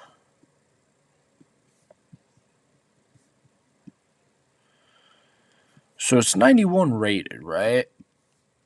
I just have a couple issues. Mainly being that I have a 76 random player on my roster here who doesn't help with friggin' anything.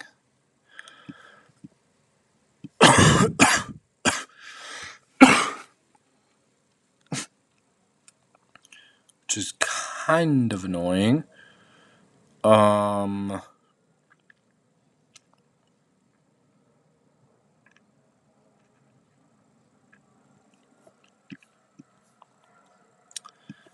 But then again, if I do that, it boosts my rating up. I just needed a better left winger. This would have been fine if you could just get me some sort of chemistry with literally anyone. we would have been fine. But no. If I put him, that lowers my rating, but it drops the chemistry. Right. That's annoying. Oh, brother. This guy stinks. Whatever. I'm not doing any better than that. And now we gotta build a big man. Hopefully the best big man in the modern NBA. We got body, shooting, passing, dribbling, finishing, and rebounding. Big men only on these wheel spins. So let's see where we start. Oh, brother. Right. Claxton. The heck do I want to take from Nick Claxton? Oh my goodness. I have no idea. We'll take fucking no. Just dunk it. I don't need you to have a crazy. I don't need my big man to have a crazy layup package. Just put the ball in the hoop. Please. Warriors.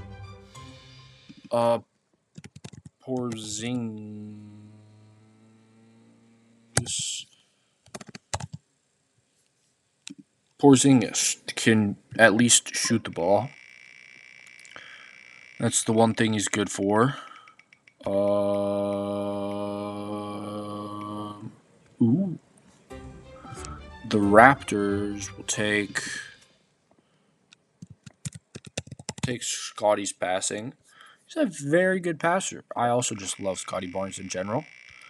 An absolute nerd, but he's fantastic. Please don't. Fuck. Sabonis. Holy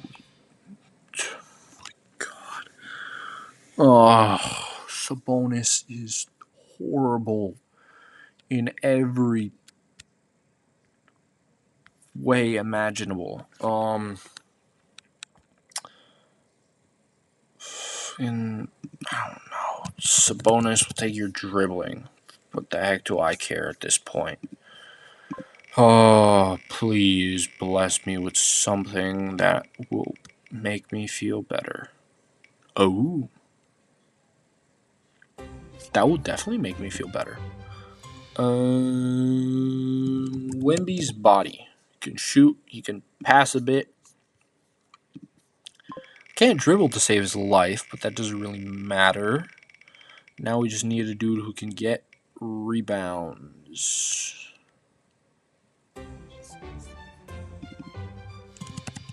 Lively? Probably could have switched the bodies of Wemby and Lively, if I'm being honest here. Because I feel like Lively he's still lanky, so having a rebounding of Wemby could definitely work. But dude, starting with Claxton and then getting Sabonis was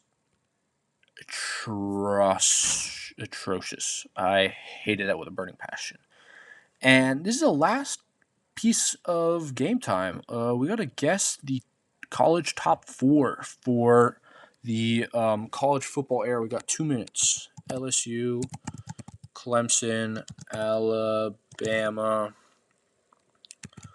Ohio State, Michigan, TCU, Washington, Texas, 2025, Oregon. Who in the heck?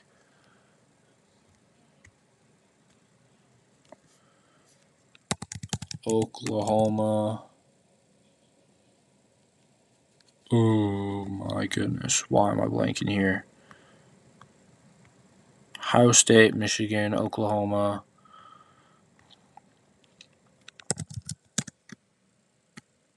Why am I blanking here? Oh, Georgia. Duh.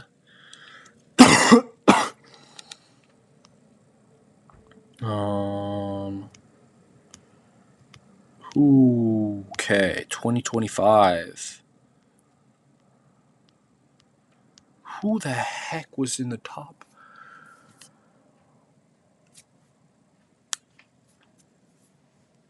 Oregon. Oh, Indiana. Indiana beat Miami. Miami beat Ole Miss.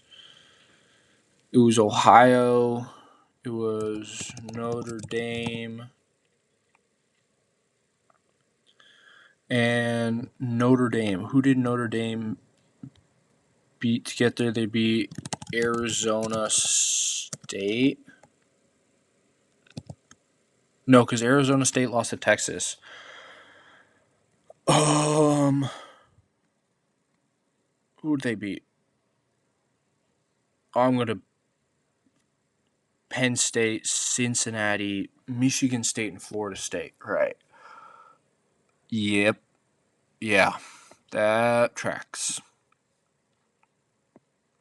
But that is the end of game time. It's been low-key. Game time has been getting shorter since I've come home. I don't exactly have an explanation for that. I feel like I'm kind of just breezing through stuff. Might be getting a bit more comfortable. Maybe I have to add a couple more things in. Who knows? Been considering adding in some UFC, some MMA type game in there. Low-key might. But yeah, with the end of game time comes the end of the show now. Just because you guys know the drill at this point. I don't really have a lot of previews to talk about. I will say it is Championship Sunday or Championship weekend of the Premier League. Arsenal is already Premier League champions, like I talked about, but there are still some games that matter. Tottenham and West Ham are fighting for salvation, and then a lot of the other leagues are coming to a close as well at this point. And then I already talked about the NBA playoffs, conference finals. So yeah, at this point, like even next week, the conference finals are going to be over, I think. More or less. Actually, no, they'll be just about to end if there's game sevens. But that is all that I really have to talk about. So without further ado, I shall clock off and let you guys enjoy this episode. Peace.